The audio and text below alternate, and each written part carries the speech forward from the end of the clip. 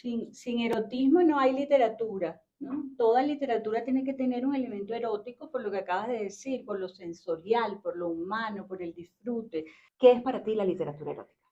Una literatura donde la palabra misma está erotizada y es capaz de erotizar al lector a través de la belleza, de la estética y de los contenidos que nos remiten al disfrute del cuerpo, al disfrute de la vida. No sé si eso pudiera ser para Dunes. Claro, te imagino, al escucharte, me he imaginado algún texto erótico y me he imaginado cómo las palabras producen sensaciones en mi cuerpo.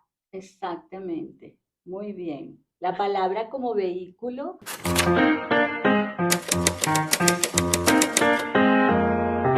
Con el oído en la letra, con Aymara Lorenzo.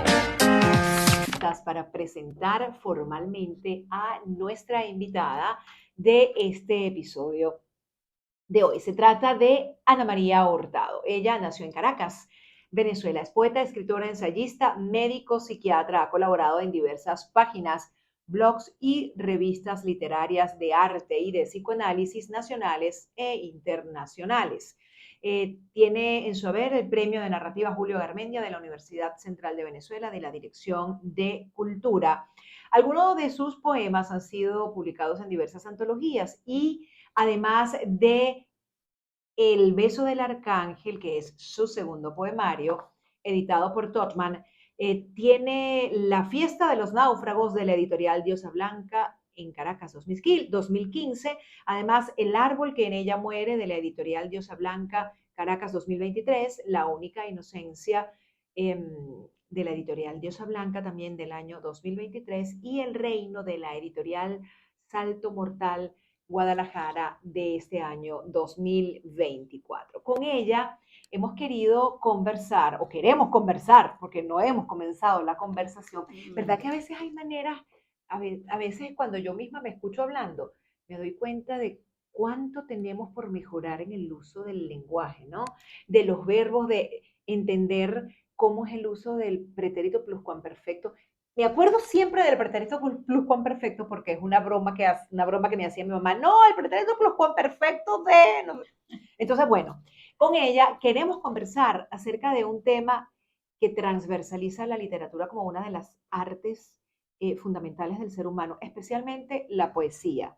En mi criterio, creo que la poesía es el arte mayor de la escritura. No sé cómo lo ves tú, quisiera que comenzáramos esta conversación por allí, porque el erotismo es una experiencia sensorial inherente al ser humano y en consecuencia también inherente a la literatura. Exactamente, exclusivo del ser humano, ¿no? Mm. Como diría Octavio Paz, ¿verdad? En efecto, ¿no? Sin erotismo no hay literatura, ¿no? Toda literatura tiene que tener un elemento erótico por lo que acabas de decir, por lo sensorial, por lo humano, por el disfrute. Eh, Tú ves prácticamente todos los grandes escritores y todos los grandes poetas tienen dentro de su literatura manifestaciones eróticas, porque es inevitable, ¿no? Es inevitable que cuando estamos hablando, cuando estamos haciendo literatura, pues aparezca el erotismo, como tú acabas de decir, algo tan específicamente humano, además que nos da vida, ¿no? Porque el eros significa la conexión vital primordial que tenemos. Y tiene un elemento adicional que es el elemento de la imaginación, es decir, es como la sexualidad combinada con la imaginación. Entonces, por supuesto, por ese camino vamos a llegar a la poesía, ¿no? Me encanta esa definición que acabas de hacer del erotismo, la sexualidad combinada con la imaginación, porque, y voy a dejar esta idea sembrada por aquí para retomarla más adelante en la conversación, porque hoy todo es tan explícito que no Exacto. hay espacio para la imaginación. Mm. Las redes sociales que transversalizan nuestra vida y nos permiten mostrar, nos hacen mostrar tanto, tanto, tanto que no dejamos nada a la imaginación.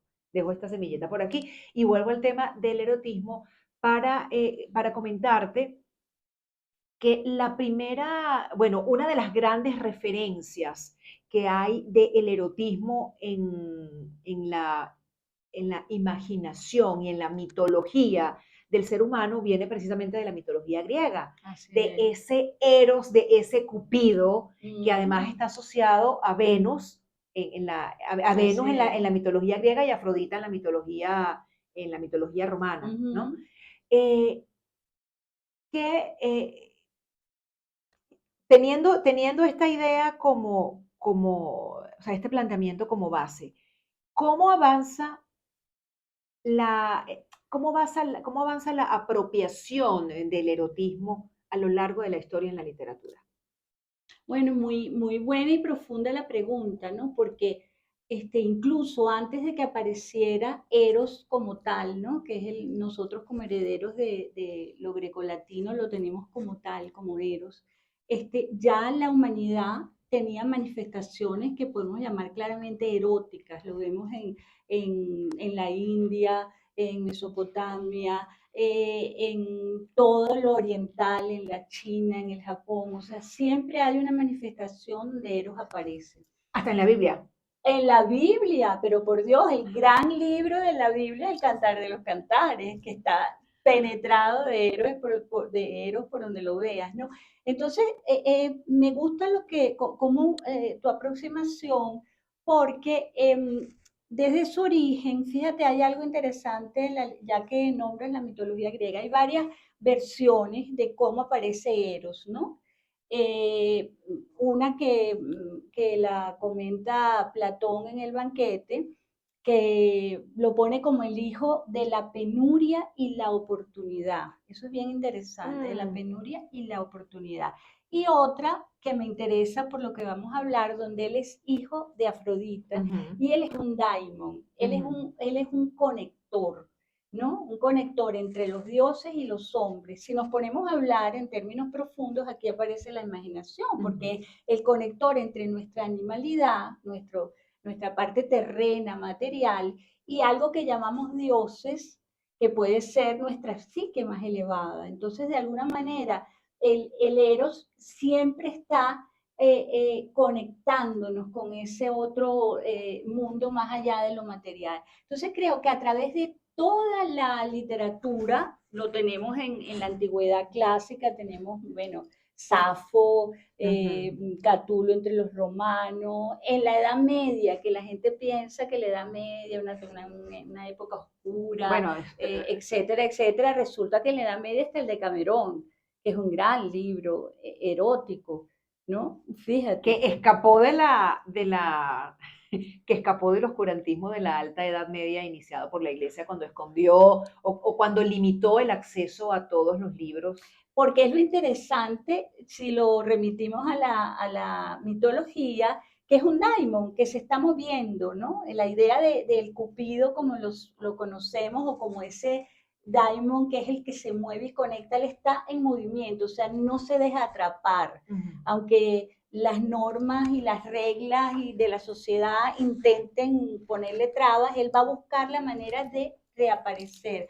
Y hay muchas cosas muy interesantes en la Edad Media donde aparece el erotismo. Y luego, bueno, en todo el Renacimiento aparece de una manera fulgurante, ¿no? Todo lo erótico, porque está relacionado con el cuerpo, con la imaginación, con la belleza, con el disfrute de la vida, de estar vivo, ¿no? Entonces, fíjate qué interesante que dijiste algo que me gustó, que es que en los últimos tiempos, de alguna manera, ese Eros va perdiendo esa cualidad de conector y aparece solamente en la sexualidad, sin el Eros, ¿no? Y sexualidad sin Eros es una sexualidad pobre.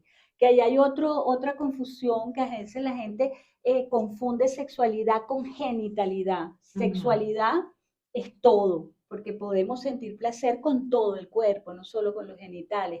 Pero la sexualidad sin la imaginación, sin el aspecto estético, sin la delicadeza, sin ese disfrute del momento donde aparece la chispa, el genio, el duende, es una sexualidad muy pobre, ¿no? Es decir, Es lo que estamos se vuelve viviendo. pornografía. Se vuelve pornografía, se vuelve Eros sin alma, ¿no? Había una canción, creo que era algo así, ¿no? ¿Te ¿Cuál? acuerdas? Algo de como que Eros sin alma, no me acuerdo, Pues la no me cantaba acuerdo, un ahorita italiano, la vamos a la buscar. cantaba Ah, un sería Eros italiano. Ramazzotti. No, no creo. Ese debe ser Ah, eso. Pero tiene que ver con que si lo despojas al Eros, lo que queda es lo pornográfico, ¿no? y es decir, que la línea que separa esto es esa posibilidad de expandir la imaginación a partir de ese contenido, sea un contenido audiovisual, como lo vemos ahora en las redes sociales, o sea un contenido escrito como el que podemos hallar en un texto poético o en un texto en prosa. Tal cual. Fíjate que en el pórtico que hace Armando Rojas Guardia del libro, de este libro, del beso del arcángel, él hace referencia a San Juan de la Cruz y dice que el eros humano es el único que es capaz de transformar la sexualidad animal en sexualidad sagrada. Eso es Pero interesantísimo, eso también lo ¿no? vemos en Teresa de Ávila. Claro, casualmente que ayer fue la celebración de Santa Teresa de Ávila, Ah, está explícito allí, ¿no? ujú. Como el misticismo. Eh, es interesante porque ahí Santa Teresa te está planteando que eso que estamos hablando, el disfrute vital, la imaginación, la realidad del cuerpo como conexión con lo sagrado, ella lo pone y lo evidencia y además lo trata de una manera maravillosa a través de la palabra. Voy a dejarte una pregunta abierta y esto implica, bueno, regresar a un punto que mencionaste a lo largo de la respuesta que me daba sobre la evolución de la literatura erótica y lo erótico a través de la humanidad. Si El Cantar de los Cantares es un libro como lo es, y aquí aprovecho además entonces para invitar a las personas que nos están escuchando y que nos van a escuchar después a leer este ensayo que está publicado en LP5, Mística y Erotismo a propósito del Cantar de los Cantares, escrito por Ana María Hurtado. Si El Cantar de los Cantares es un libro que condensa tanto erotismo, ¿cómo es que está en la Biblia ese libro? Esa es la gran pregunta, ¿no? Porque, Bueno, bueno, muy interesante porque se ha salvado de la censura judía porque está en el Antiguo Testamento, o sea, pertenece a la tradición judía y de la censura cristiana. Interesantísimo porque aquí vamos a tocar lo fundamental del erotismo, que es la imaginación y la capacidad de transmitir símbolos a través del erotismo, o sea, que lo definimos como esencial en lo erótico. Entonces, ¿qué pasa? ¿Cómo es posible que queda en la Biblia, tanto en la Biblia hebrea como en la Biblia cristiana y católica? Porque ellos lograron, afortunadamente para salvar esta joya, encontrar que detrás de ese diálogo, otra vez entramos en el tema del diálogo y el erotismo también es un diálogo, en ese diálogo poético, erótico, hay algo más. Entonces lo simbolizaron como no solo es la historia de una pareja humana que se ama y se encuentra sexualmente, sino que es la historia del alma en su búsqueda de Dios y cómo el alma toma el símbolo de la sexualidad humana, que entra un poco en lo que dice Armando, y la convierte en una manera de llegar a Dios, ¿no? Entonces es muy bello porque en toda la dinámica del cantar de los cantares, tú lo puedes ver literalmente como el encuentro sexual de una pareja que se ama y la búsqueda de una pareja que se ama. Pero si tú vas a otro nivel, en efecto, el símbolo erótico sirve perfectamente para darnos la idea de que el alma busca a Dios. Y, ojo, lo busca desde el cuerpo, desde la carnalidad, y lo busca también desde el alma. O sea, como que hay una conjunción, hay una aceptación en el judeocristianismo de que el cuerpo también es una vía de lo sagrado.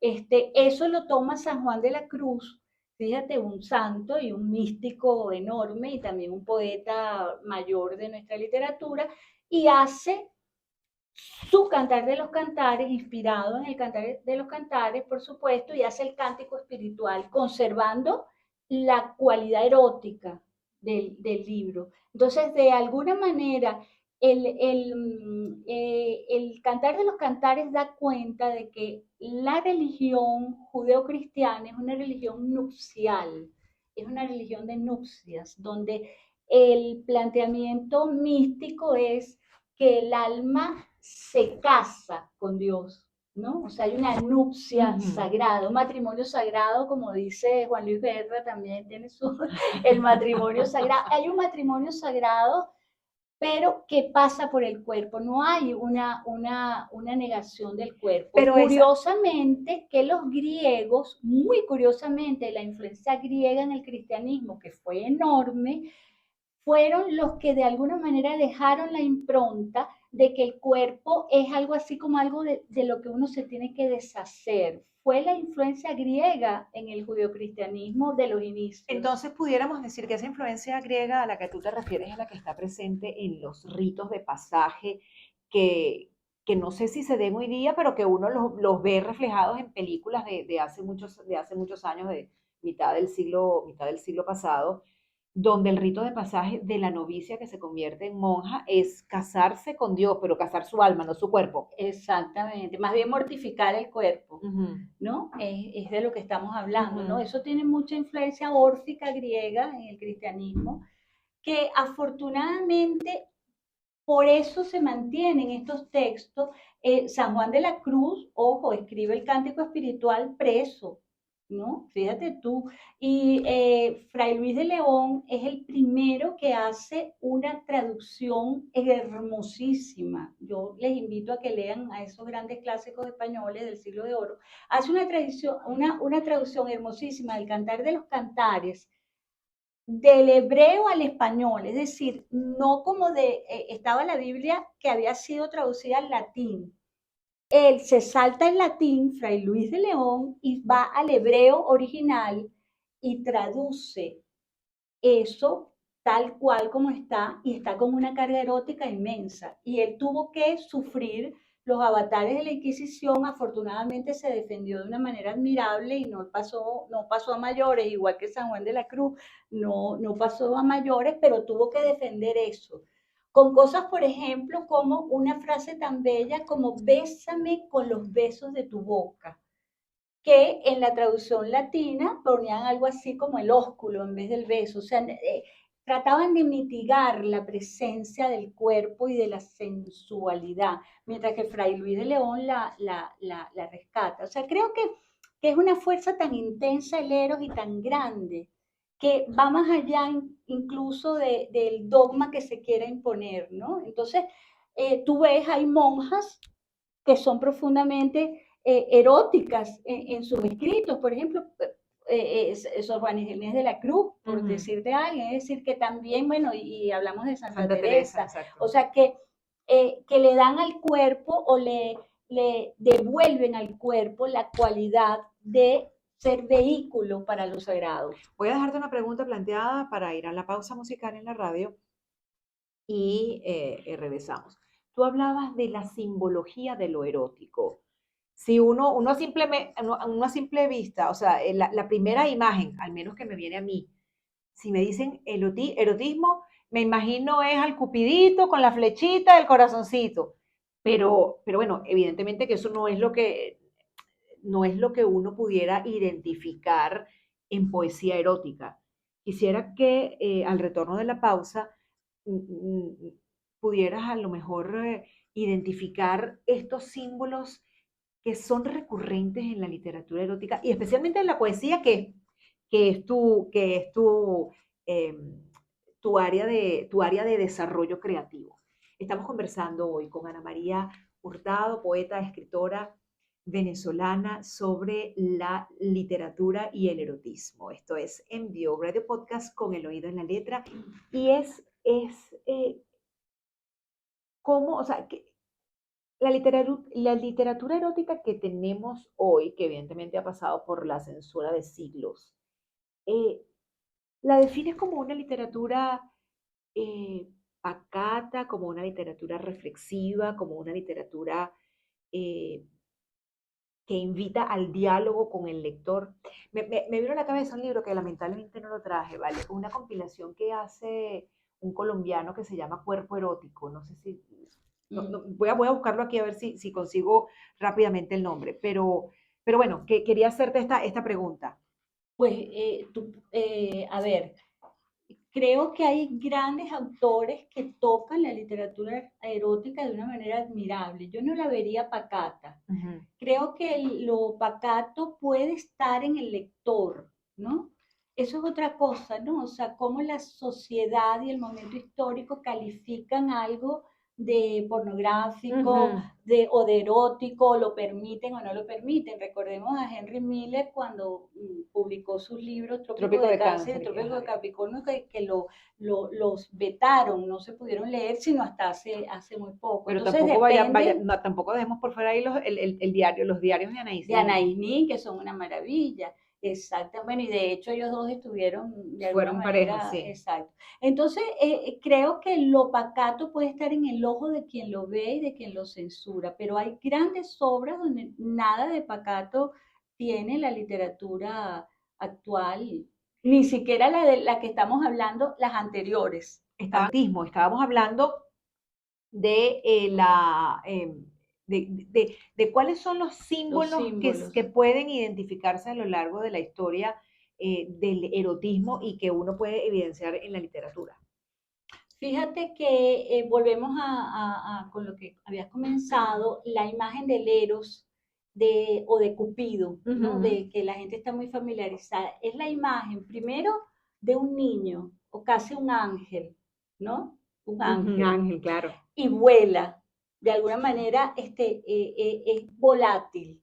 No lo puedes asir. Un poco Es lo que estábamos escurridizo, hablando. Es exacto. escurridizo, es intempestivo. Fíjate, ese es el otro símbolo, ¿no? Que él decide a quién le lanza la flecha, a quién enamora. Incluso a veces hay cuentos muy bellos donde Afrodita, su mamá, le dice, bueno, ve y le lanza una flecha a Kelly que se enamore de fulanito. O sea, hay muchos cuentos así. O sea, lo intempestivo del amor, por ejemplo, lo sorpresivo del impacto amoroso erótico. Entonces, creo que parte de los símbolos de lo erótico siempre van a estar relacionados con el cuerpo, por un lado, y con lo volátil, por lo otro, con lo que vuela, con lo que de alguna manera nos pasa rozando. Por eso es tan importante hacer la diferencia con esa otra sexualidad un poco grotesca, sin alma,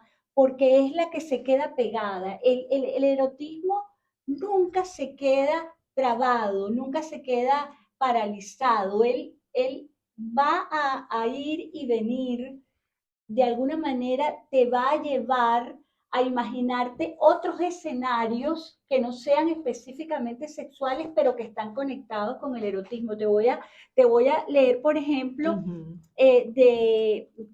que lo nombró Armando Rojas acá, que es de San Juan de la Cruz. Él lo nombra y le decía que era uno de los versos del cántico espiritual que a él le encantaban. Fíjate lo que dice. Nuestro lecho florido de cuevas de leones enlazado.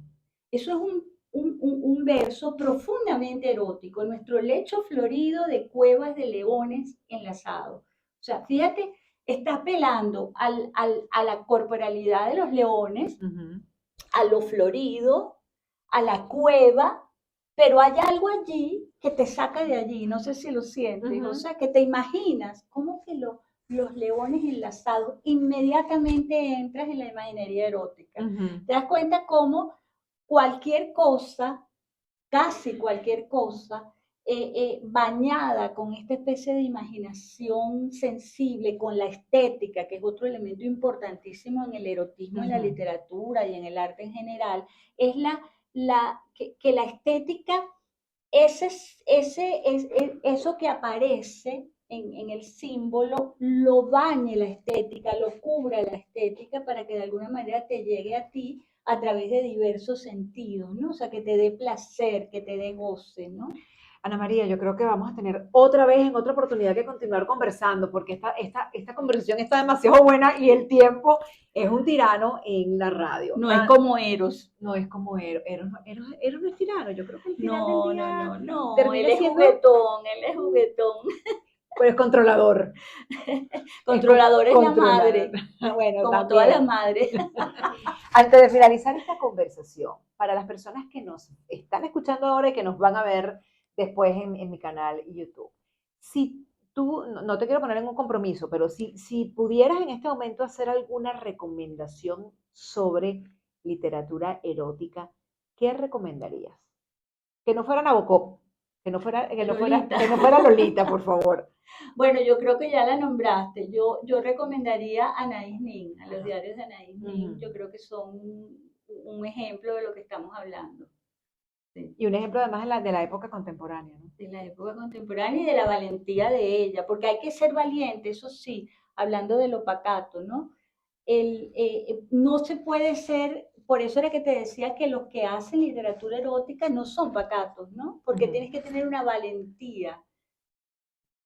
Tienes que tener una valentía para sacar de tu mundo interno y compartir ese elemento tan íntimo, ¿no? Y además en un contexto como el que estaba ella. Por supuesto. Se nos agota el tiempo, Ana María, pero antes de despedirnos, quisiera que, de la manera más sencilla, como me ha preguntado Ana Patricia, para Dummies, nos digas qué es para ti la literatura erótica. Bueno, la literatura erótica sería una literatura donde la palabra misma está erotizada y es capaz de erotizar al lector a través de la belleza, de la estética y de los contenidos que nos remiten al disfrute del cuerpo, al disfrute de la vida. No sé si eso pudiera ser para Dummies. Claro, te imagino, al escucharte, me he imaginado algún texto erótico y me he imaginado cómo las palabras producen sensaciones en mi cuerpo. Exactamente, muy bien. La palabra como vehículo erótico, la misma palabra erotizada. Bueno, nos tenemos que despedir. Me está haciendo señas Jaylin, así que vamos a tener que correr para las próximas secciones de el programa Con el Oído en la Letra. Ana María, un gusto haber conversado contigo y te dejo abierta desde ya la invitación, aunque sea fuera de los micrófonos, para tomarnos un café y seguir hablando de este tema que en lo personal me inquieta y me apasiona muchísimo. Muchísimas gracias, Ana María, por haber estado hoy en este episodio. Qué bueno, qué maravilla.